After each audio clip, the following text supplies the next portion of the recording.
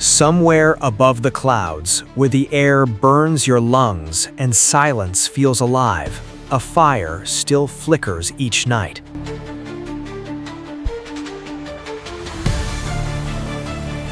No roads lead there, no satellites track the people who live behind that wall of ice and stone.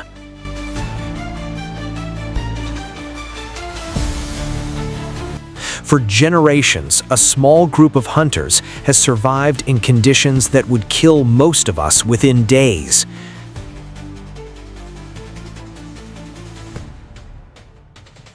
They carry no phones, no maps, no rescue teams waiting nearby if something goes terribly wrong. What we discovered when we finally reached them changed everything we thought we understood about survival. There was a moment deep in that frozen silence when I genuinely feared we would not make it back down. But nothing prepared us for what these hunters showed us about food, fire, and family. By the end of this journey, you will understand why some people choose isolation over everything modern life offers.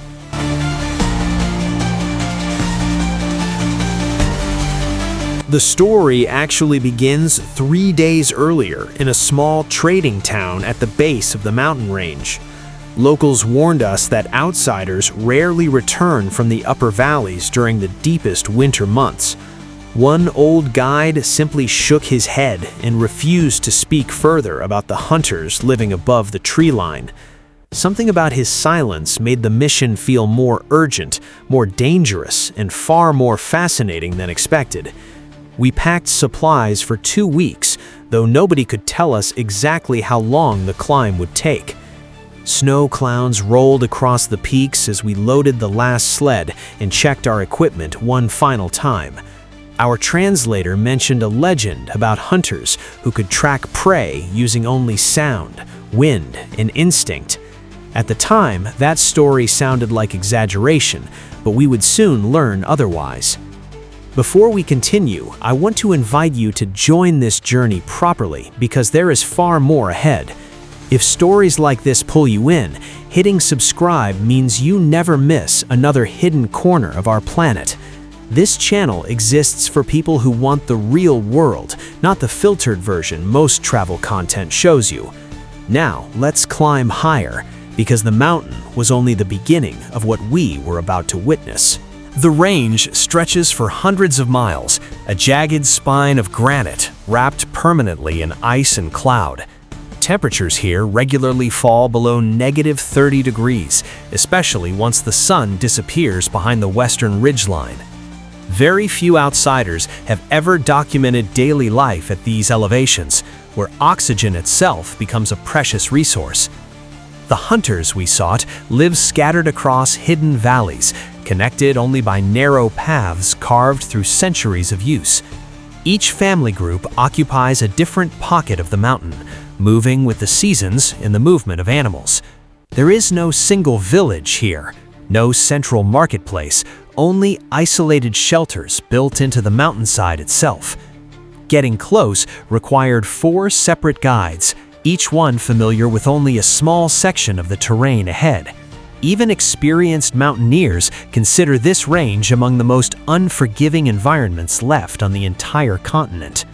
Yet, somehow, generation after generation, families have made this brutal landscape their permanent home.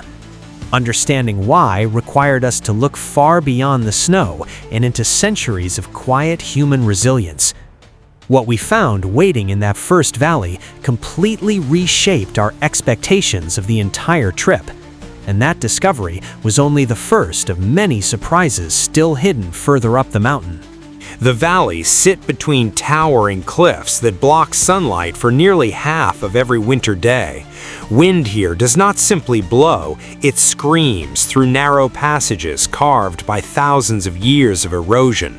Avalanches are a constant threat, and locals read the mountain's warning signs the way sailors read the sea. Frozen rivers cut through the lower slopes, providing both a water source and a dangerous cracking travel route. Wildlife survives in surprising numbers, from mountain goats to elusive predators that rarely appear in daylight hours. Forests thin dramatically above a certain altitude, leaving only hardy shrubs clinging to exposed and wind-swept rock faces. Snow depth can exceed 6 feet in the higher basins, burying entire trails within a single overnight storm. Every hunter we met described the mountain not as a location, but as a living, breathing presence. They speak of it with a strange mixture of fear, gratitude, and deep, unwavering respect. This environment does not forgive mistakes, which explains why every skill here has been perfected over centuries. Understanding this landscape became essential before we could understand the people who actually survive inside it. And once we understood the mountain, the hunters' extraordinary methods finally began to make complete sense. Nothing about their lifestyle is accidental. Every choice reflects thousands of small lessons learned the hardest way possible. That realization would only deepen as we watched them prepare for their first hunt of the week. What happened during that hunt was more intense, more skillful, and more moving than we ever anticipated. Oral histories passed through these families describe ancestors who fled lower lands generations ago to escape conflict.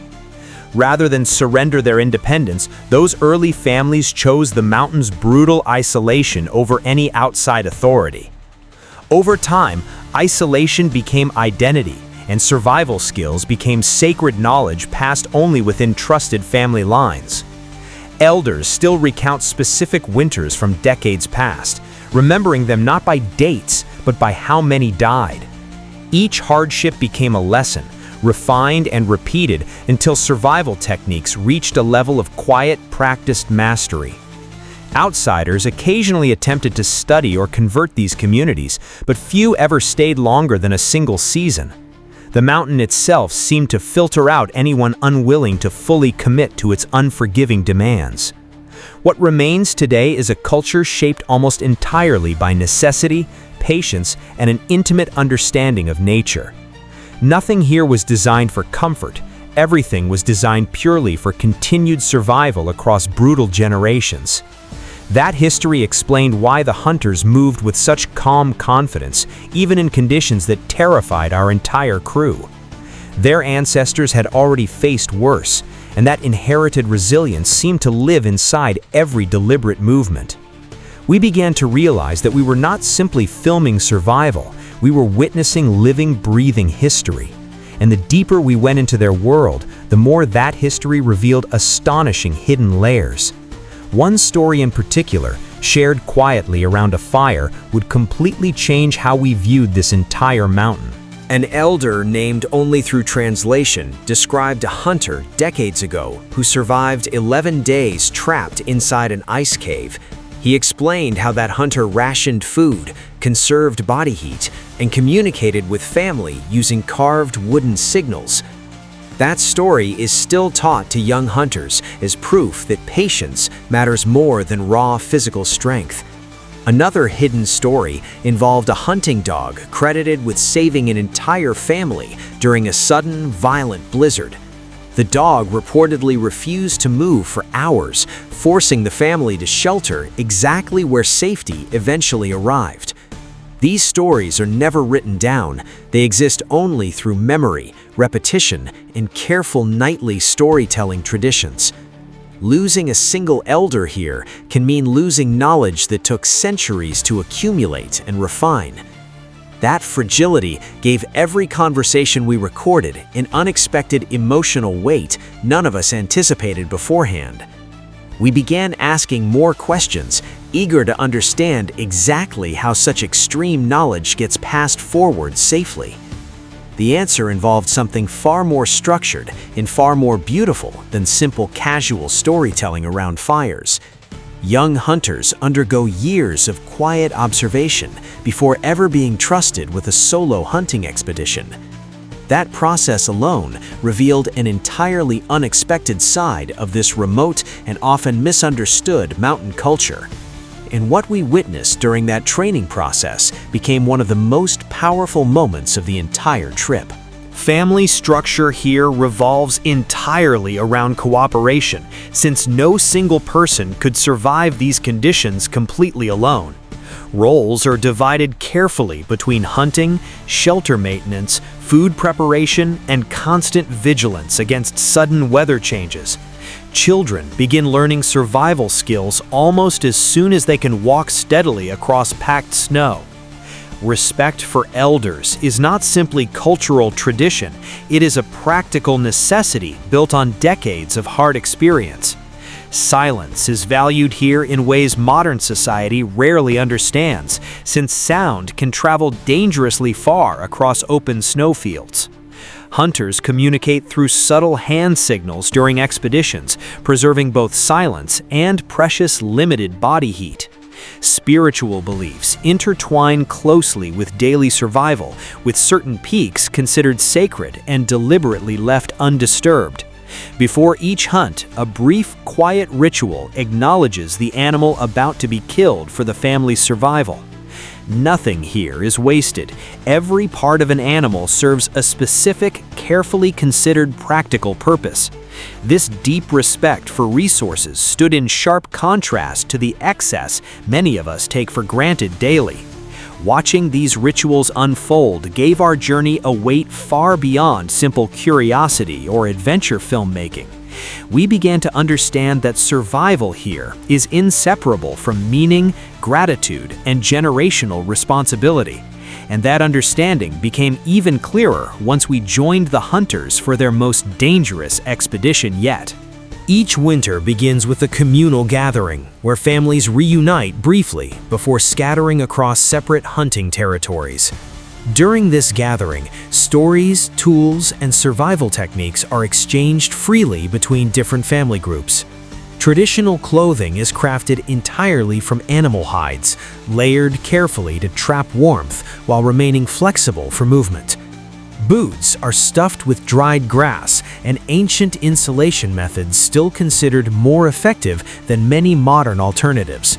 Fire starting relies on flint, dried moss, and decades of practiced technique rather than any modern equipment. Meat preservation involves careful drying and smoking, techniques perfected long before refrigeration ever existed anywhere nearby. Certain songs are sung only during specific hunts, believed to calm both the hunter and the surrounding animals. Marriage traditions often involve demonstrating survival competence before a family formally welcomes a new member. These traditions are not performed for outsiders. They exist purely because they still serve real, practical purposes today. That authenticity became obvious the moment we witnessed a shelter-building demonstration during a sudden afternoon storm. Watching them work without hesitation or wasted movement felt like watching a perfectly rehearsed emergency response, except nothing about it was rehearsed. This was simply how they had always survived sudden, dangerous weather. Hunters here can track animals using scent, subtle snow disturbances, and barely visible changes in surrounding vegetation. Some hunters claim they can predict incoming storms nearly a full day before any visible clouds appear. Body fat percentages among these hunters are surprisingly low, despite diets heavily focused on animal fat and protein. Children as young as 8 can already identify dangerous ice formations that many trained adults might easily overlook. Certain families maintain detailed mental maps spanning territory larger than some small countries, memorized without any written records. Hunting dogs here are trained not just for tracking, but for detecting unstable snow before it collapses. Some hunters have never traveled beyond their own mountain range in their entire lives. Despite extreme isolation, illness and injury rates remain surprisingly low compared to many modern urban environments. Elders often live well into old age, defying assumptions many of us held before witnessing their lifestyle firsthand. These facts alone challenged nearly everything our crew assumed about isolated mountain survival before arriving. But the most surprising discovery was still waiting for us, deeper inside the hunting grounds. Hidden beneath certain rock formations are ancient storage caves used for generations to preserve emergency food supplies. These caves remain secret, known only to specific families, and are never marked on any physical trail. Some hunters use natural mineral deposits to treat wounds, a practice modern medicine is only beginning to understand.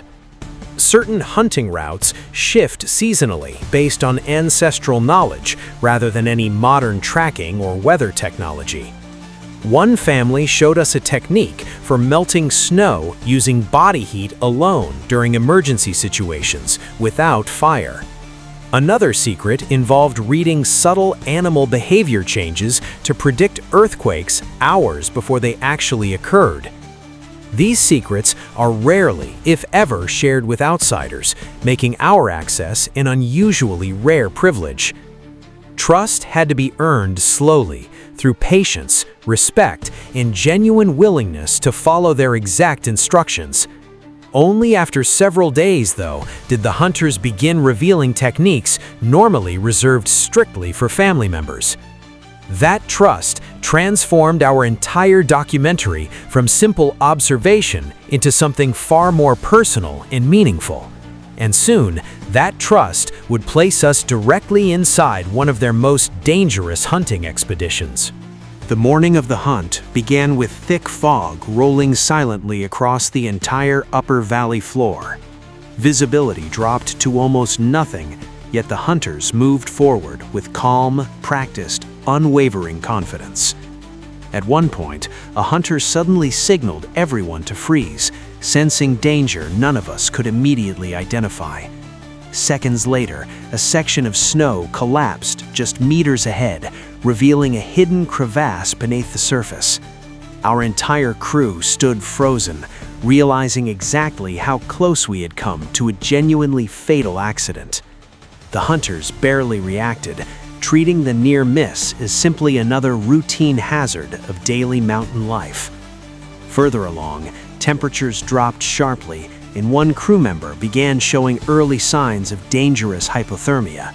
The hunters immediately built an emergency shelter, working with a speed and precision that saved precious time. Watching them prioritize a stranger's safety over their own hunting schedule revealed something deeply moving about their character. That moment stripped away every remaining assumption we carried about isolated, unfamiliar mountain communities. Once the danger passed, silence returned, broken only by wind and the distant sound of shifting ice. It was in that silence that we finally understood the true weight of everyday survival here.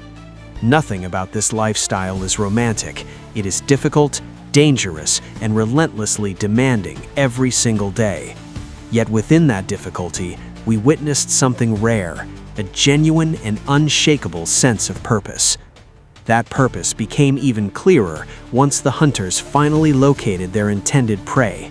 What followed next would become the emotional and physical turning point of our entire journey.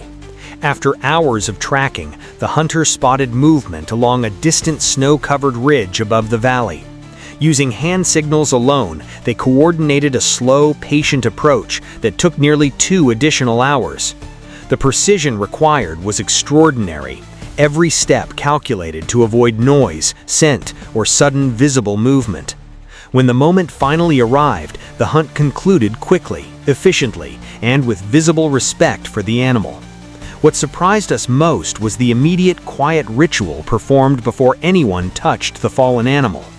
Thanks was spoken softly, acknowledging the animal's sacrifice as essential to the family's continued survival.